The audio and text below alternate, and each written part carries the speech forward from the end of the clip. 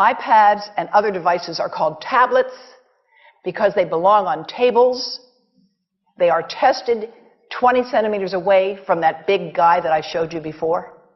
20 centimeters away. They are not approved to be held in the laps of little children, although millions of kids are having them now in schools because the people involved in educational technology and those involved in public health research are not talking to one another.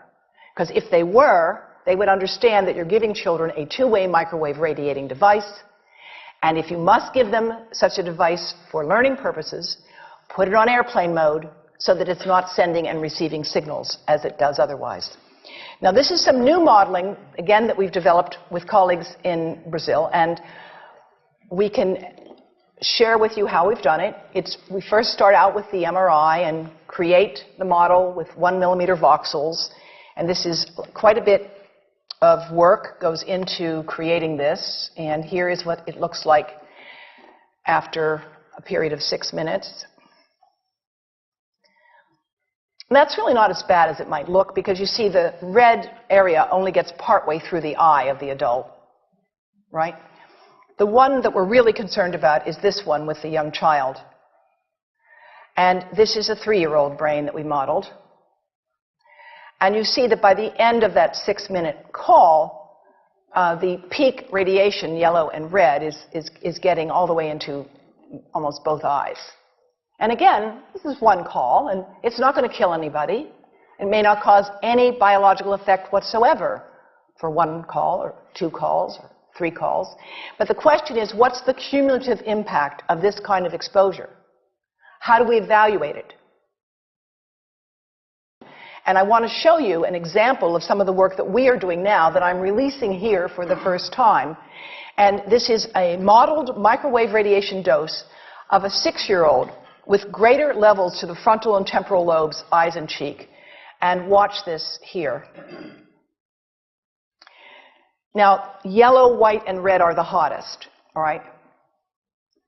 And if you look carefully, you will see it's going into the eye, the nose. Do it again, just so you'll get to see it. And partly into the brainstem. Now, that's just showing you that there's going to be some exposure into that area of a young head. It doesn't tell you that there's any biological effect, right?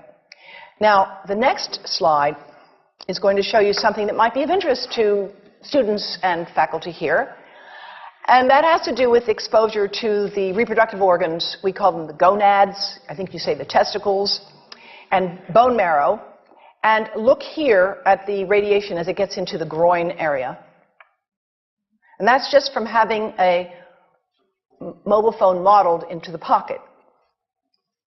And this, again, is based on a normalized SAR with I think we had a dipole antenna. Now, the breast. The breast is mostly fat, contains a lot of fluid. Things that contain fat and fluid cook faster in the microwave oven. Now, a cell phone can't cook anything, all right? Mobile phones do not pop popcorn. That was a fraud. They don't make any heat that we know of, otherwise they wouldn't be permitted. But they do go through things that contain fat and fluid. And we are now working at Environmental Health Trust with scientists at the University of California, San Francisco, scientists at formerly the president of the American Cancer Society of California, because we are seeing women who keep cell phones in their bras. Has anyone seen a woman put a cell phone in her bra? Hands up, please. Please tell them you've heard now why they shouldn't do that. And here I want to show you our first case report from 2009, and we now have many more. This was a Chinese-American woman who used her cell phone 4 hours a day in her bra for 10 years while she was driving. Now, and you drive with a phone on your body.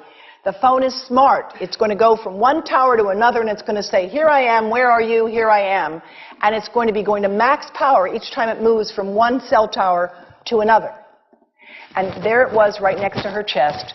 And the tumors that developed right under the antenna of the phone. unusual tumors. But in the meantime, people have a right to know how you can minimize exposure. And again, I think this information is available on our website, will be available on yours. Remember, if you have to give a phone to a child, put it on airplane mode. And think about this. That microwave oven, it works because there's a metal box around the microwave signal, and the signal pings all over the place. Next time you get into an elevator or a train for any length of time, put your phone on airplane mode. Otherwise, that signal is going all over the place, magnifying and coming back.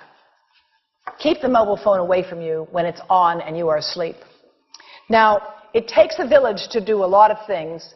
These are some of the people whose materials I've used today with their permission, and I can't read this list to you, but I want you to know that I feel really honored to be working with some of the most talented people in the world on this issue. And they have given me permission to share these materials with you. And I leave you with this thought from Albert Einstein.